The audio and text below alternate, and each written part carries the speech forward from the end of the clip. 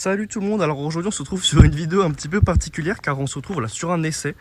Alors c'est la première fois que je fais un essai sur la chaîne, voilà, donc ça change un petit peu des vidéos TikTok etc.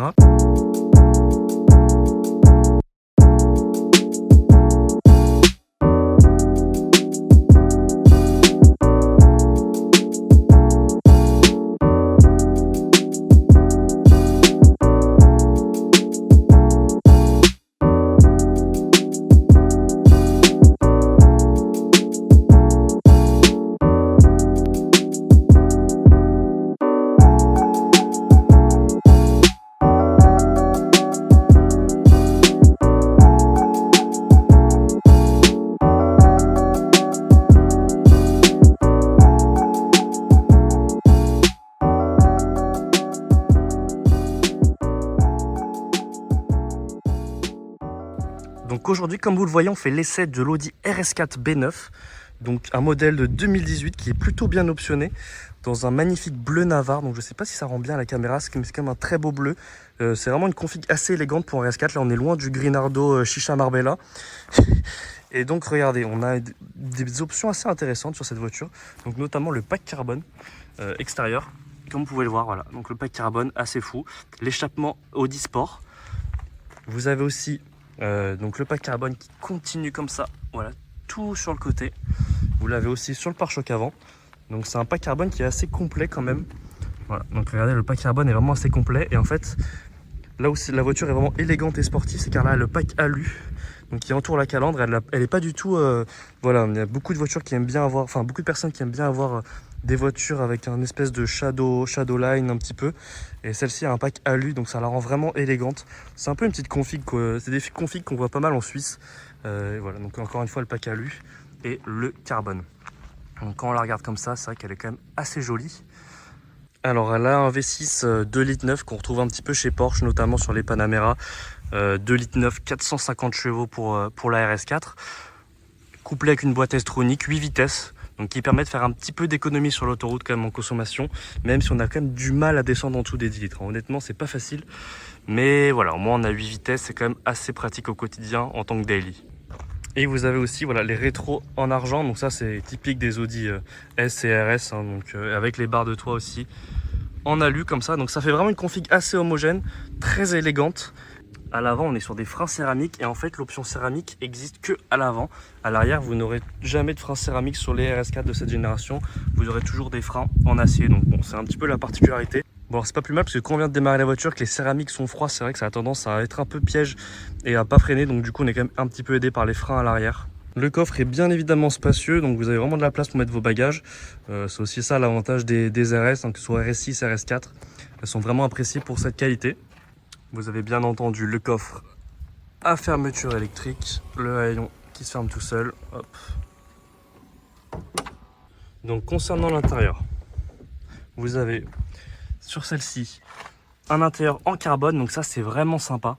Ça ajoute vraiment une belle touche à l'intérieur de sportivité, encore une fois qui contraste un petit peu avec la config extérieure assez discrète. Donc vous mettez le contact. Voilà, donc c'est assez simple après. Donc c'est un écran qui n'est pas tactile, ça c'est vrai que c'est assez choquant. Généralement les personnes essayent de un petit peu taper dessus, donc c'est être un peu dérangeant. Mais bon, vous avez le Bang & Olufsen aussi, qui est une option avec 16 haut-parleurs qui est vraiment exceptionnelle, je trouve. Les commandes de clim, assez jolies, vraiment très qualitatives. Honnêtement, on sent vraiment la qualité Audi là sur les commandes de clim, assez jolies.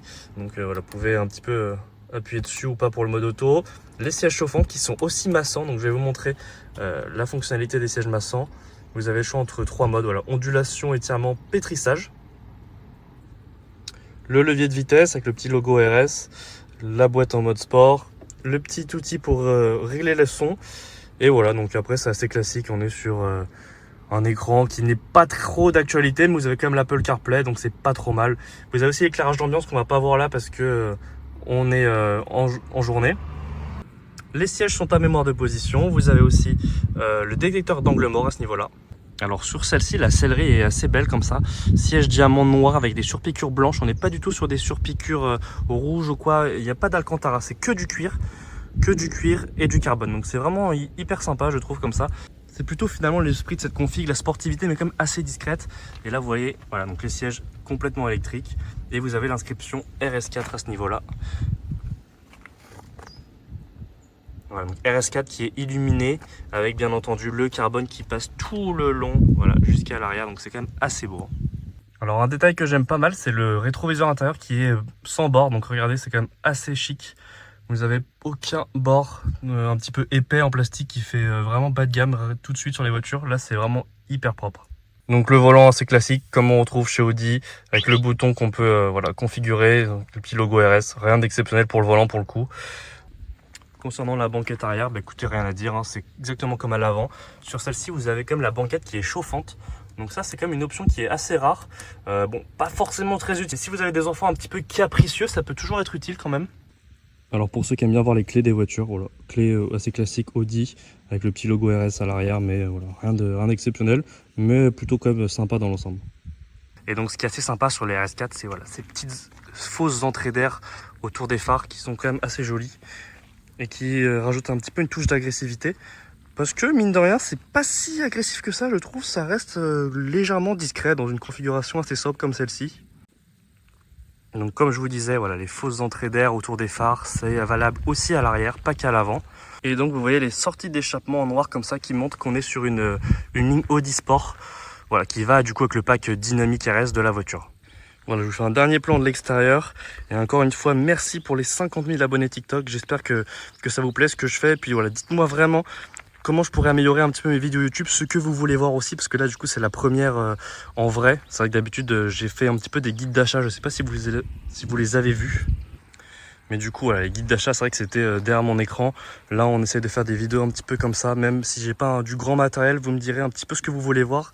Si ça vous plaît, les essais comme ça, et si ça vous plaît, j'essaierai d'en refaire d'autres avec des voitures assez intéressantes. Là j'ai prévu déjà de vous faire une voiture assez sympa, cabriolet, flat 6, donc ça vous donne déjà un petit peu des idées pour savoir ce que ça va être comme modèle. Allez, donc on va essayer de faire un petit tour voilà, pour vous montrer un peu la conduite, comment ça se passe.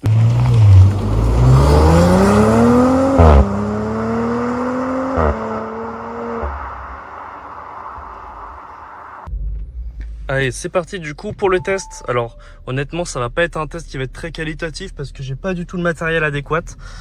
J'ai essayé la GoPro, en fait j'ai aucun angle de vue, donc voilà, je vais faire à l'iPhone en grand angle. Alors je déteste le grand angle, je trouve que ça fait vraiment un point de vue horrible, mais voilà, c'est histoire de voir un petit peu. Alors là je suis en mode confort. Le mode confort, c'est honnêtement un mode qui vous fait croire que vous êtes en Audi A4 ou voilà, en gros mazou. Franchement c'est hyper confortable, vous avez aucun bruit extérieur, aucun bruit de moteur. C'est honnêtement un mode confort qui remplit vraiment bien sa tâche, je trouve. Alors là je vais vous choisir le mode dynamique et je pense que vous allez quand même entendre la différence. Voilà, donc là on entend quand même assez bien la différence, en tout cas moi je l'entends. Je vous ai ouvert la fenêtre un petit peu à l'arrière pour essayer d'entendre la sonorité. Voilà, donc je pense qu'il va y avoir beaucoup de bruit d'air, honnêtement ça va pas être très quali. Mais voilà, donc le mode sport, ça change quand même énormément le comportement de la voiture, surtout de la boîte de vitesse.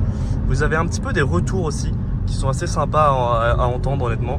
Je vais essayer de vous en faire un petit peu. Bon, voilà, ça va pas donner grand chose, hein, mais dans l'idée, vous pouvez comprendre un petit peu comment ça rend. Alors comme je disais tout à l'heure, niveau consommation, écoutez, vous êtes sur du 10 litres sur l'autoroute, on va dire.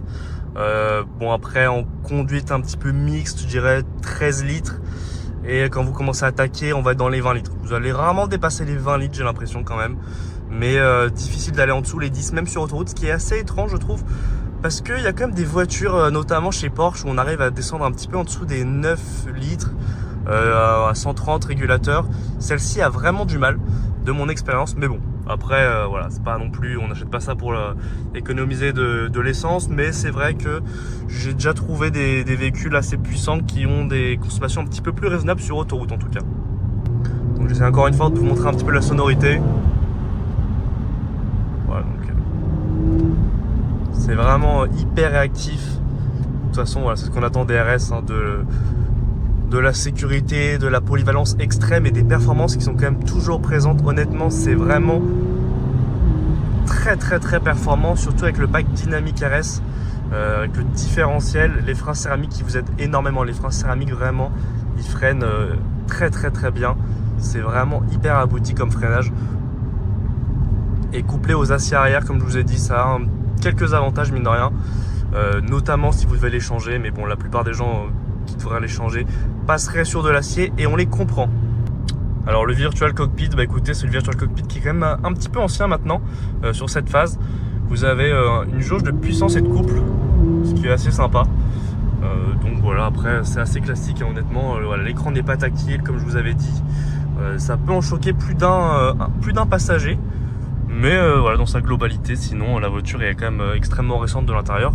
Mais on est quand même sur 2018, on n'est pas sur du 2015, donc j'ai envie de vous dire c'est quand même assez normal.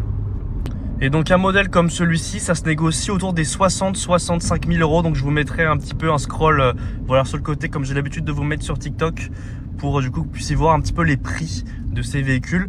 Mais je trouve que c'est quand même un très bon rapport qualité-prix, honnêtement. Voilà, après dans les mêmes segments, vous avez le C63 Break qui est aussi assez accessible entre guillemets. Bon voilà, bon marché par rapport à ses performances et son année, qui est un petit peu moins cher d'ailleurs que le RS4, mais voilà, ce sont deux très bons véhicules si vous avez besoin du coup d'un break. Ou alors le RS6 C7 aussi qui va se rapprocher en termes de prix, un petit peu plus ancien, surtout au niveau de l'intérieur. Et vous êtes sur un V8 hein, sur les deux autres modèles. Là on est sur un V6, donc un petit peu plus économique. Mais bon, mine de rien, le RS6 ne ressemble pas tant que ça sur certains essais. Après c'est vrai que le C63 lui est quand même un petit peu plus gourmand, je trouve. Mais bon, ça vous fait quand même un petit peu des autres choix si jamais vous cherchez un break assez sportif. Voilà les gars, donc j'espère que l'essai vous aura plu. J'ai essayé de faire une prise un petit peu extérieure, mais bon, c'était un peu archaïque, hein. J'ai dû poser le téléphone et tout. Là vraiment on n'est pas sur de la qualité hollywoodienne, hein. Je vous le dis d'avance. Mais je vais essayer de regarder si je peux pas trouver quand même une petite caméra, ou alors trouver un petit peu une fixation GoPro pas mal pour l'intérieur. Mais bon, ça je vous tiens au courant. Et vous, du coup, dites-moi un peu ce que vous voulez voir comme vidéo, si ça vous plaît les essais comme ça, les points d'amélioration, si vous préférez des vidéos courtes ou longues. Donc là, je sais pas du tout combien de temps va durer cette vidéo, si elle va durer 8-10 minutes ou alors 20-30. Je sais pas quel est le format le plus adapté à YouTube par rapport à ce que veulent voir un petit peu les viewers. Mais voilà, dites-moi tout ça, et puis je vais essayer de m'améliorer pour les prochaines vidéos du coup. Voilà, donc en attendant, je vous souhaite de profiter un peu de l'été, essayer de trouver quelques rayons de soleil dans cette misérable météo. Et on se retrouve du coup pour le prochain essai, ça va être une Porsche, bien sûr, comme je vous ai dit, flat 6 cabriolet. Et moi, écoutez, je vous dis à bientôt sur TikTok, sur Instagram et du coup aussi sur YouTube désormais.